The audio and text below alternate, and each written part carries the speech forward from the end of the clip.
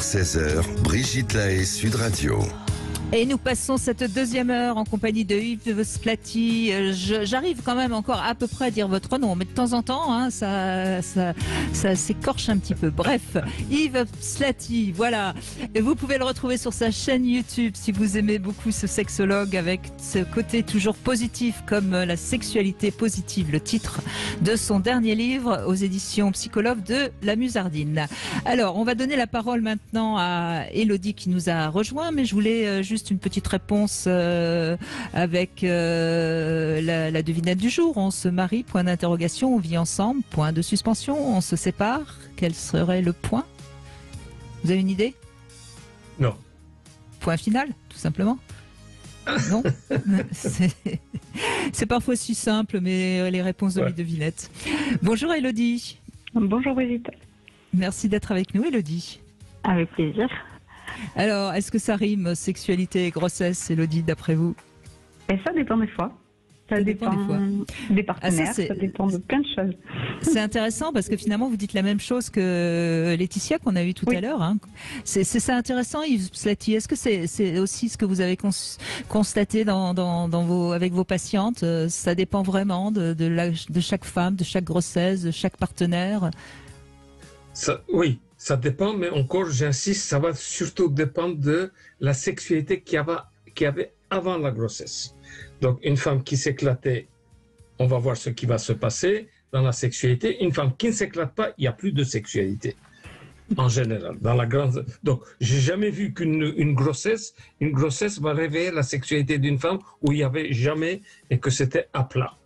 Non, ça, on peut l'imaginer. Je ne dis pas que ça n'existe pas, mais je n'ai pas eu encore la chance de rencontrer une telle femme. Alors, racontez-nous. Ben voilà, il a déjà tout dit. C'est bon. Ben non, pas du tout. Je vais imaginer du coup ce qu'il a dit. En fait, moi, j'ai 4 enfants et deux avec 2 papas différents. Et effectivement, mes 2 premiers enfants où ma sexualité était, elle était nulle. Je m'éclatais pas du tout. Du coup, quand j'étais enceinte, autant dire qu'on s'était réduit à néant. Voilà. D'accord. Oui. Les hormones n'ont pas joué du tout le jeu. Et d'ailleurs, c'est pendant cette période-là, ma première grossesse, que je me suis acheté mon premier vibromasseur. Voilà. Le papa. Oui, donc ça montre bien que c'était la sexualité avec cet homme-là qui ne marchait pas, mais que quand même vous aviez envie de vous faire plaisir. Voilà, il y avait quelque chose quand même qui était là. Et pour la deuxième, c'était pareil. Et à contrario, mon deuxième partenaire actuel, avec qui avant les enfants, j'avais une sexualité, on va dire débridée, c'était complètement opposé. Pendant les grossesses, la sexualité était là, mais pareil, différemment. Et là, je rejoins le témoignage de Laetitia d'avant. Pour la première, elle a 1 an et demi. Là, quand on est rentré dans le deuxième trimestre, limite, il pouvait plus suivre le rythme. J'ai jamais été comme ça de toute ma vie. Je suis demandeuse, mais là, j'avais vraiment besoin, envie, très souvent. Et effectivement, mes 2 enfants ayant un écart d'âge très proche, c'est-à-dire que là, ils ont 15 mois d'écart. Oui, donc, donc la deuxième grossesse, vous aviez le bébé à gérer. Il y avait un bébé et la fatigue de la grossesse. Donc là, j'étais moins dans le truc. Je suivais, Si on me demandait, j'étais là. Mais c'est vrai que j'étais moins dans la demande. Et aujourd'hui, avec un enfant de 18 mois, un enfant de 3 mois, c'est très dur. Voilà, la fatigue est là. Et pas plus tard que ce week-end, j'ai dit à mon conjoint, là, il faut qu'on se perd un peu. C'est trop important pour nous, la sexualité. On se donne rendez-vous ce soir, après le bibi, après le coucher de la grande. Rendez-vous dans la chambre. Et voilà, on a pris du temps pour nous. C'est chouette de vous entendre, Élodie. Si toutes les femmes étaient comme vous, je crois que les couples, vous seriez à la retraite, Yves Slati. Ouais, mais bon, la réponse est claire, et les sexophiles, quoi. C'est facile, les sexophiles.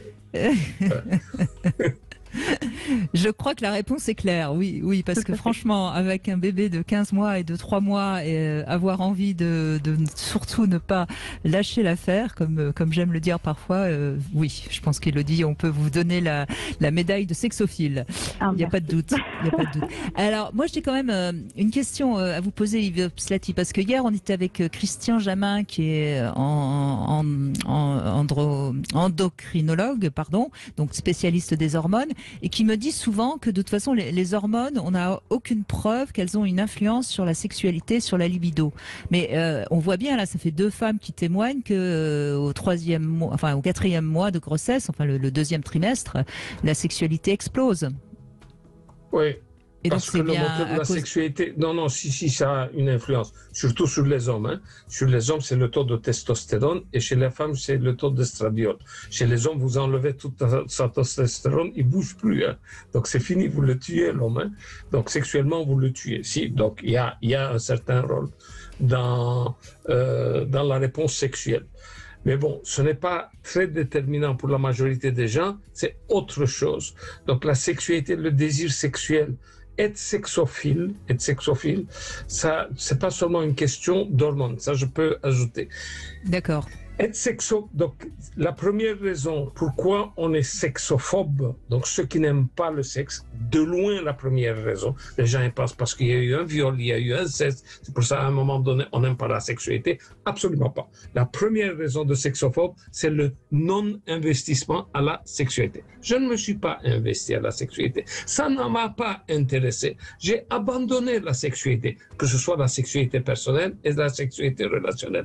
Donc, c'est pas une question d'hormones à ce moment-là. C'est le non-investissement à la sexualité. Ce que font les sexophiles, ils s'investissent à la sexualité. Ce que font les œnophiles, ils s'investissent au vin. Ce que font les cinéphiles, ils s'investissent au cinéma. Oui, bien sûr. Mais ça vient d'où ce non-investissement à la sexualité? Ça vient de l'éducation, ça vient de ça peut venir de l'éducation, ça peut venir de la culture. Oui. Non. La première chose, ce qui manque, c'est la curiosité. Donc, c'est manque de curiosité. Il y a des gens qui ont un manque de curiosité. Une deuxième chose, c'est de l'anédonisme. Donc, ce sont des gens qui ne sont pas hédoniques. Donc, ça ne les intéresse pas de faire de l'amour, ça ne les intéresse pas de faire du sport, de bien manger, de bien boire. Tout ça, ce sont des gens anédoniques. Donc, c'est tout un apprentissage qu'ils doivent faire. Ils doivent comprendre et ils doivent s'investir. S'investir, ça veut dire s'intéresser. S'intéresser quoi la sexualité, qu'est-ce que ça peut m'apporter? Allez, je vais faire des essais, je vais voir est-ce que ça m'apporte quelque chose.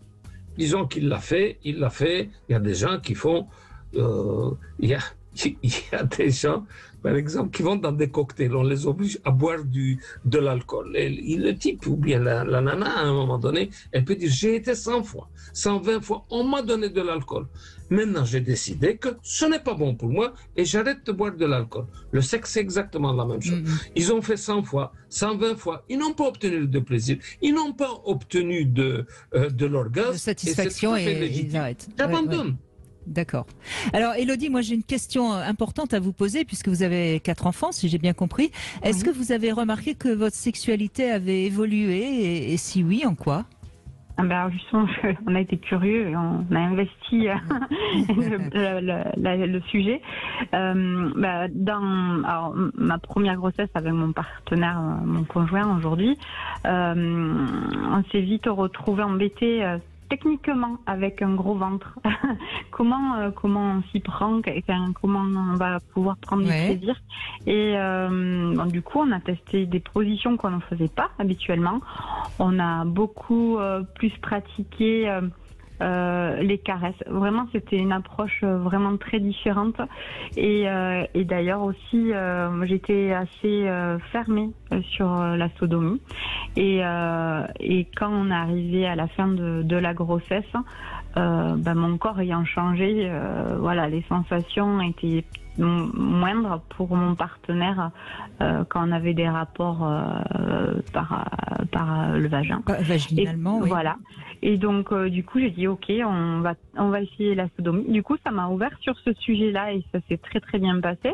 Ça nous a permis d'avoir des relations jusqu'à 3 semaines avant l'accouchement.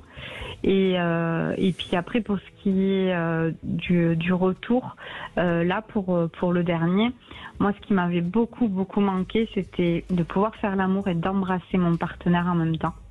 Techniquement, on peut pas, hein, quand il y a un ventre énorme. C'est pas simple, oui, parce que la position idéale, c'est les petites cuillères, et c'est sûr que là, à ce moment-là, il faut, alors faut avoir le cou d'une girafe. Je ne l'ai pas. Donc c'est vrai que du coup, 15 jours après l'accouchement, on avait vraiment besoin de se reconnecter l'un à l'autre. C'est joli ce que vous dites. Ouais. Voilà. Super. Écoutez, merci beaucoup Élodie de ce témoignage. Et puis voilà, on voit que Élodie et son partenaire sont curieux. Ça revient exactement à ce que vous disiez il y a un instant finalement, Yves Slati. Oui, à la question, je ne sais pas si sa sexualité s'est améliorée dans le temps. Donc, je pense que pour la majorité des sexophiles vont nous rapporter ça. La sexualité, surtout chez la femme, ça se bonifie avec l'âge. Pourquoi ça se bonifie avec l'âge? 2 raisons. Parce qu'elle va enfin casser ses complexes sur son corps, donc casser les complexes, elle va améliorer son image corporelle, et puis elle a eu le temps pour érotiser le maximum partie de son corps. C'est pour ça que ça va se bonifier. Dans la majorité des cas, la sexualité se bonifie. Oui.